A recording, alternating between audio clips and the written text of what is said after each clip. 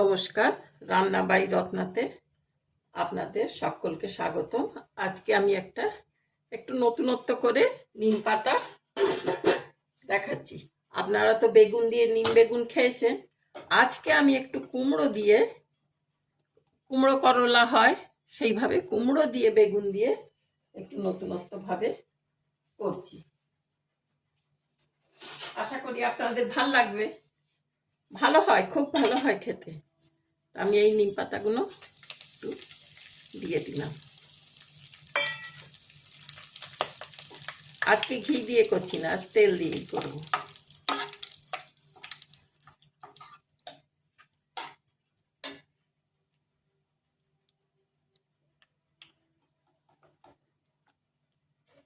পাতাগুলো একটু ভাজা ভাজা একটু হয়ে যায়।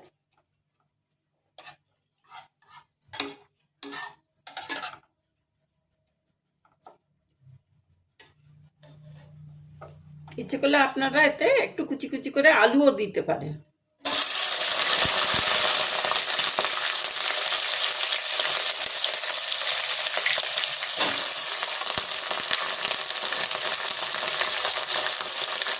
জল রয়েছে তো,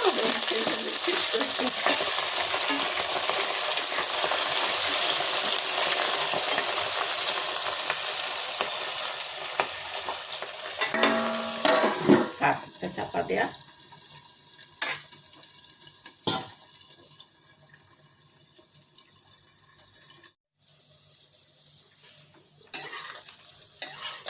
যে ভাজা হচ্ছে, তেলটা কিন্তু খুব কম টেনেছে, সেই জন্যে অনেকটা তেল হয়ে গেল বলে আমি একটু আলু কুচিয়ে দিয়ে দিয়েছি। আমি আগেই বলেছি আপনারা আলু দিতে পারেন। আমি সেই জন্য আলুটা খুব কুচি কুচি করে দিয়ে দিলাম, কারণ আলুটা তো একটু শক্ত, আলুটা আগে দিতে হতো। বেগুন আর কুমড়ো নরম হয়ে যাবে আলুটা, সেই জন্য আলুটাকে একটু কুচিয়ে দিলাম।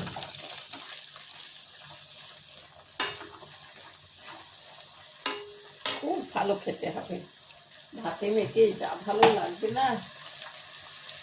এরপর আমি আন্দাজ মতো নুন,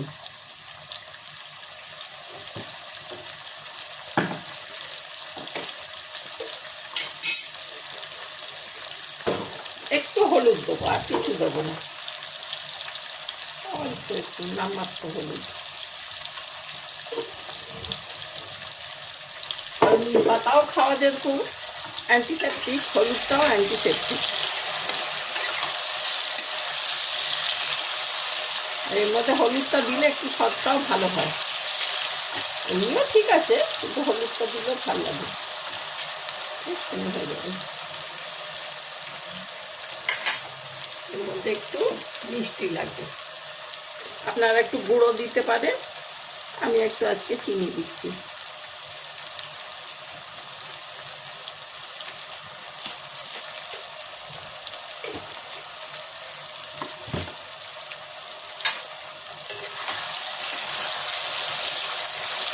বেশি মিষ্টি মিষ্টি আবার ভালো লাগবে না।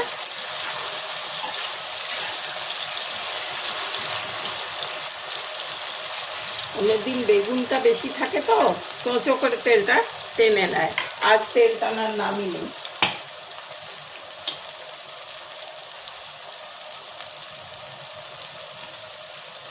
গরম গরম ভাতে মেখে যা খেতে ভালো লাগবে না। আর তেলটার কালারও দেখুন একদম সবুজ হয়ে গেছে, মানে নিম পাতার পুরো সত্যটা এসে গেছে। ঠিক আছে, ভাজা হোক। খুলে দেখি।